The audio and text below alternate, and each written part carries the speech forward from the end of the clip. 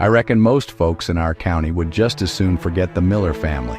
But stories like theirs got a way of sitting in the dark and waiting to be told again.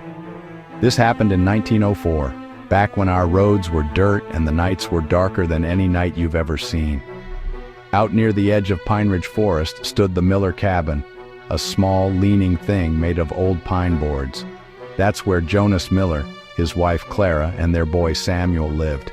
Now, Jonas was a lumberman, hard worker, hard drinker too. The kind of man who didn't say much unless there was whiskey in him, and then he said too much. Clara, though, she was kind, always humming hymns while she hung clothes on the line. Little Samuel followed her everywhere, carrying a small tin lantern he was mighty fond of. Everything might have stayed quiet if Jonas hadn't gotten himself mixed up with a gambling crowd from over in Marlowe County. Lost more money than a man like him could earn in a lifetime. Pressure like that breaks something inside a person. And Jonas was already cracked. One night, neighbors heard shouting from the cabin. No one went to check. Folks didn't meddle in family business back then.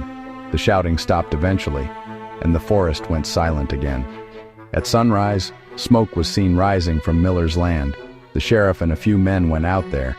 What they found wasn't something they ever forgot. The cabin was burned black, but the fire hadn't been accidental. Boards were soaked in lamp oil. Inside, they found Clara and little Samuel. The sheriff said it was clear they hadn't died from the fire. Jonas was nowhere. For weeks, men and dogs searched those woods, but the forest kept its secrets. Until one night. A trapper passing through came running into town pale as a sheet.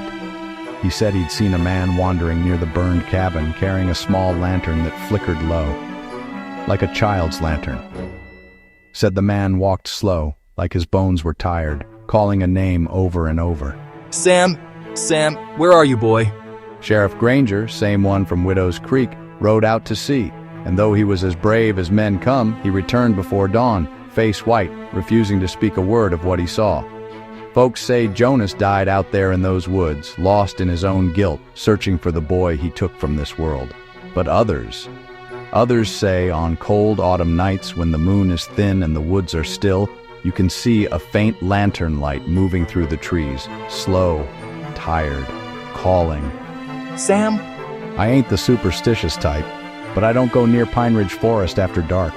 And I sure don't follow lantern lights that don't belong to the living.